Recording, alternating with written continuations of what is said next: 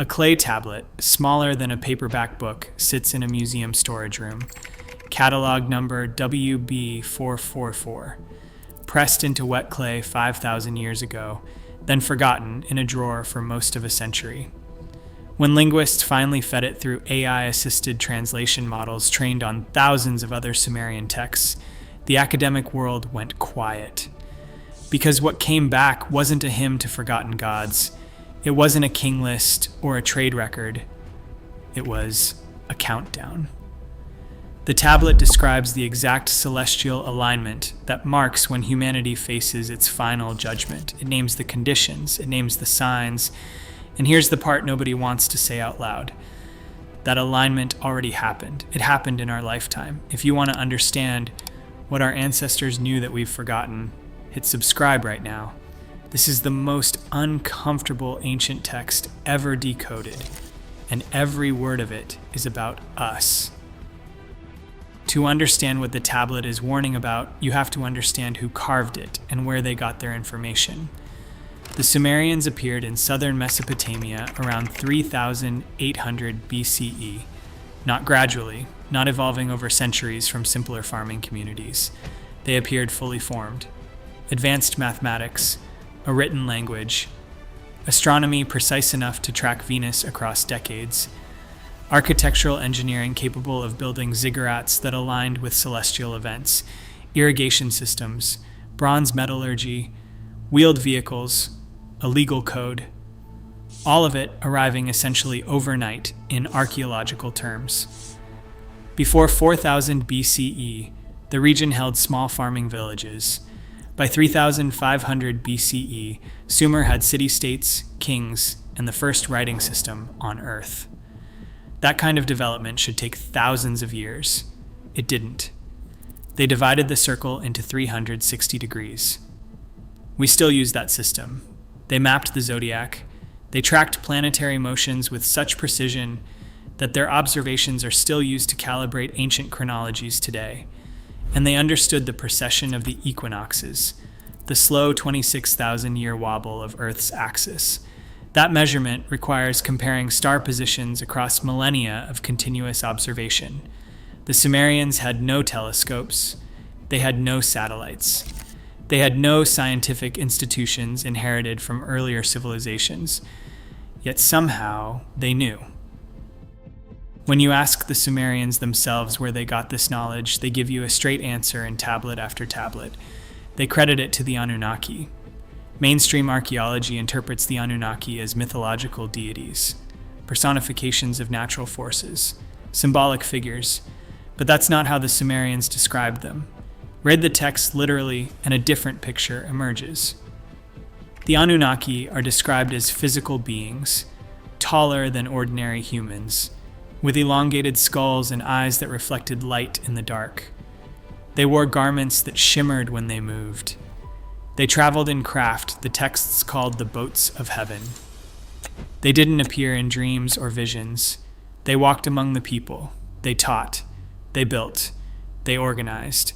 And they are credited, by name, with handing humanity agriculture, metallurgy, mathematics, writing, and astronomy.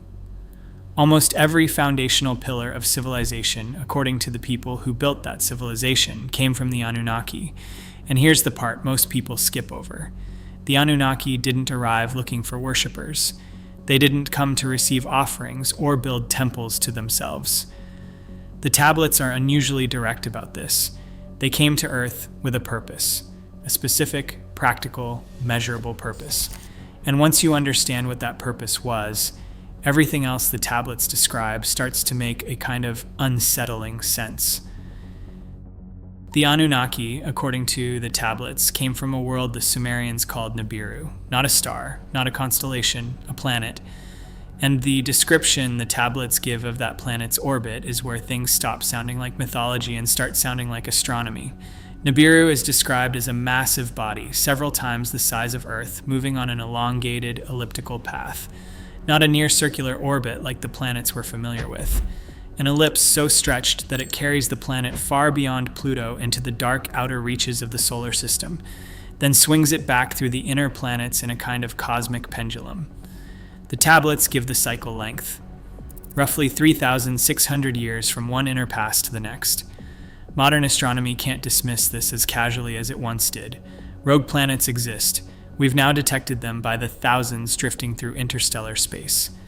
Elliptical orbits are real and common, especially for objects originating in the outer solar system.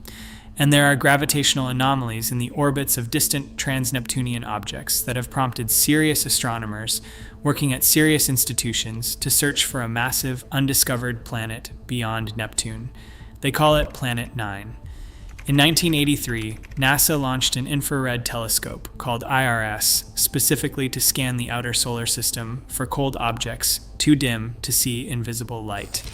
The Washington Post reported at the time that the survey had detected something, a large object, roughly the size of Jupiter, in the direction of the constellation Orion. The story ran. Then the explanation kept changing. First it was a planet, then it was a distant galaxy, then it was nothing at all. The data was never released in full. The Sumerians described what happens when Nibiru makes a close pass. The gravitational pull doesn't just tug on oceans, it stresses the liquid iron core of the Earth itself. Tectonic plates buckle along fault lines that have been quiet for millennia. Volcanoes that haven't erupted in human memory wake up. The magnetic field weakens and, in extreme cases, the poles can flip entirely. Ocean currents reverse. And if the pass is close enough, the gravitational stress can tilt the Earth's axis itself, shifting climate zones overnight. Tropical regions freeze, frozen regions thaw. The Sumerians didn't call these events punishments from angry gods throwing lightning bolts. They didn't describe them as supernatural. They called them the return, a predictable celestial event with predictable consequences. They weren't predicting anything. They were calculating it. They knew the math. The tablets are clear about why the Anunnaki came. They were searching for gold, not for jewelry, not for currency. Gold has properties that modern science is only beginning to fully understand. It conducts electricity better than almost any other element. It doesn't react with most substances. It reflects radiation across multiple wavelengths of the electromagnetic spectrum. Modern atmospheric scientists have seriously discussed dispersing gold or other reflective particles in the upper atmosphere as a way to shield a planet from harmful solar radiation. The Sumerians described the Anunnaki homeworld as a dying planet, hemorrhaging its atmosphere into space, and gold was the only element abundant enough and stable enough to repair the damage.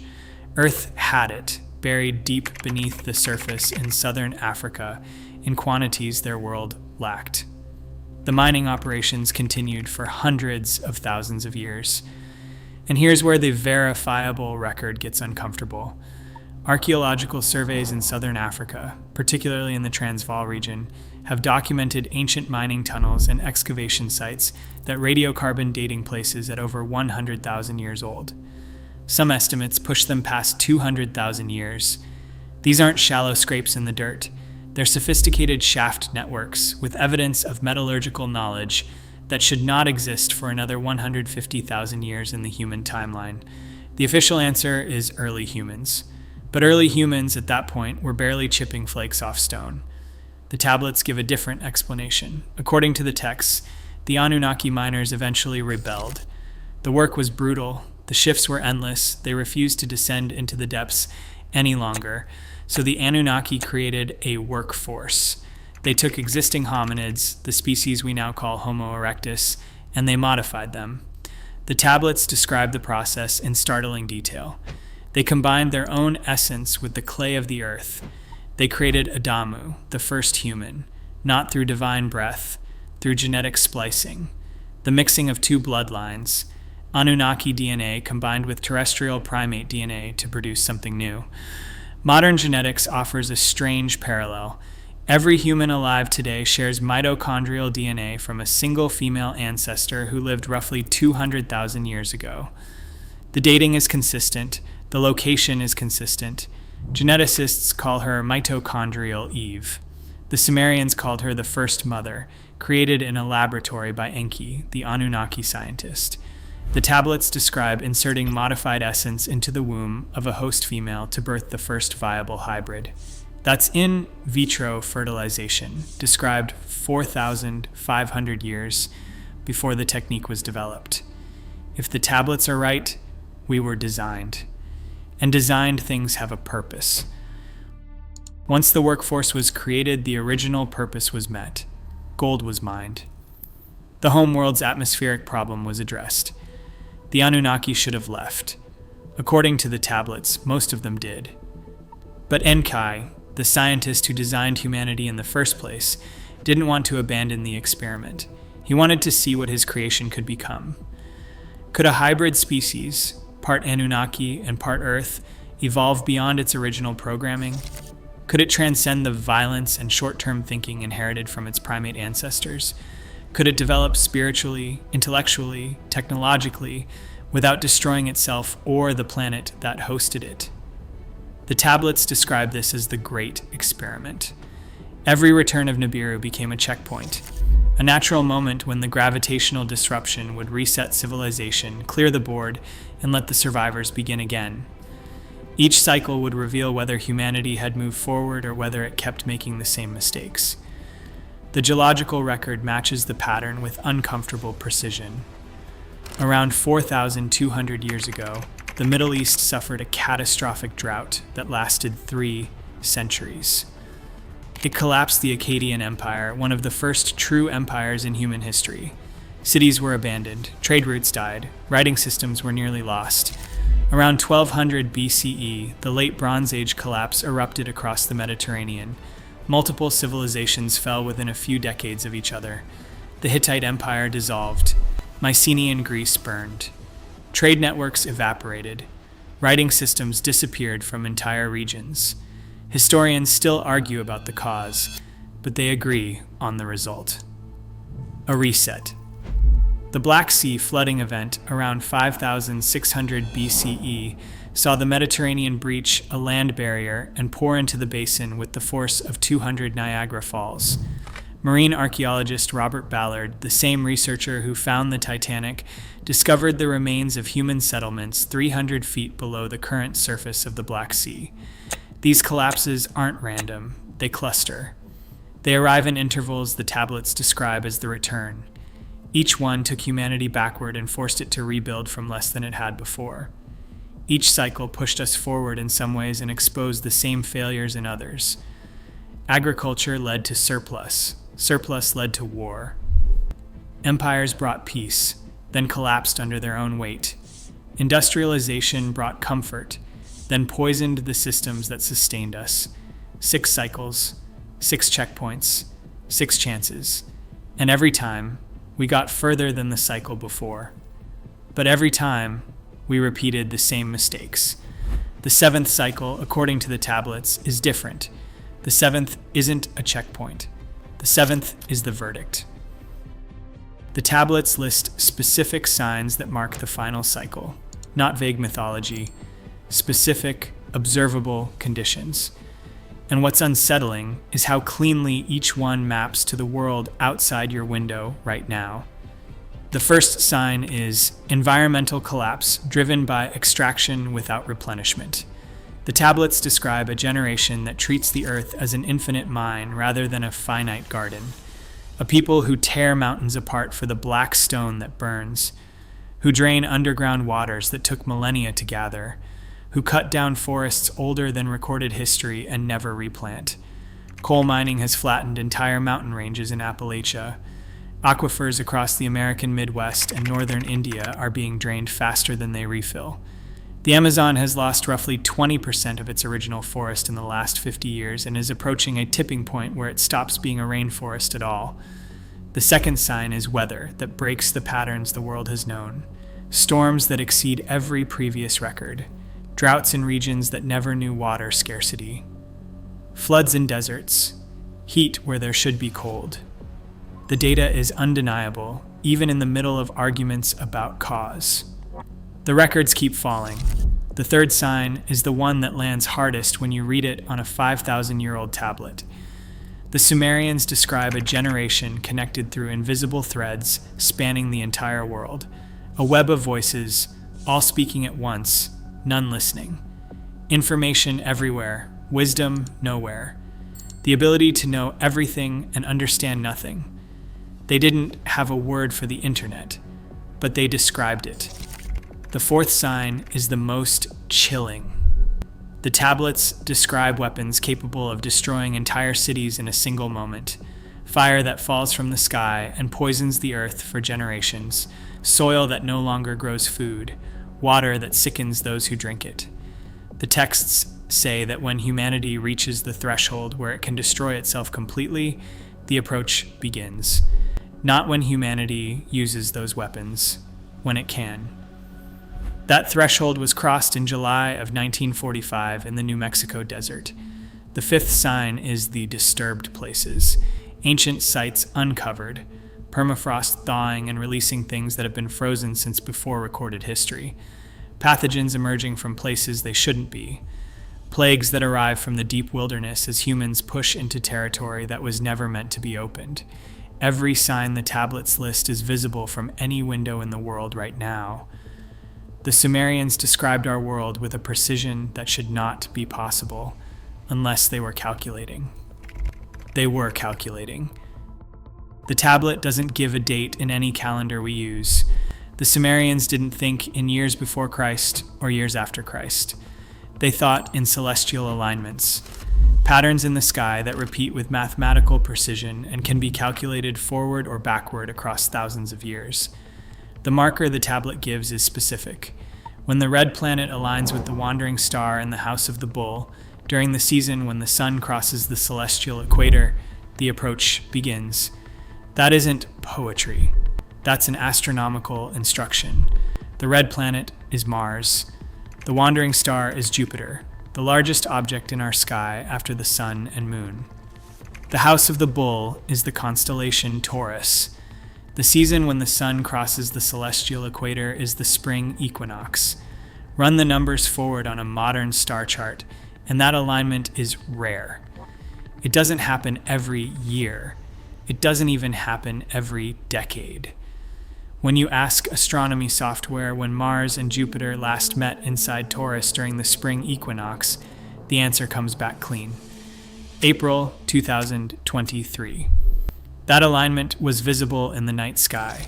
Anyone who looked up could have seen it. Two bright points, close together, sitting inside the V-shape of the Hyades star cluster that forms the face of the bull. According to the tablet, that alignment was the trigger, not the event itself, the signal that the approach has begun. And the tablet is clear that the gravitational effects of a returning body do not arrive overnight. They build, they unfold over years. Subtle disruptions first, then larger ones, then the pass itself. The data since 2023 is worth looking at. Earth's magnetic field has shown unusual fluctuations, including measurable drift in the North Magnetic Pole that has accelerated to a rate scientists openly call unprecedented. Volcanoes that have been quiet for centuries have begun to wake. Seismic activity in long-dormant fault zones has increased. The Pentagon, in a series of public hearings, has confirmed the existence of unidentified craft in restricted airspace and stated openly that they do not know what they are. The Sumerians called these objects the Watchers, advanced craft monitoring humanity's progress, present during every cycle, surfacing more visibly as the approach nears. The tablet describes a generational unfolding. One generation to see the signs, one generation to live through the disruption, one generation to survive whatever comes after. If 2023 was the marker, the first generation is already counting. The clock did not start when humanity noticed. It started when the sky lined up. A clay tablet, smaller than a paperback, sits in a museum storage room. Most people who pass that drawer will never know it exists. But you do now.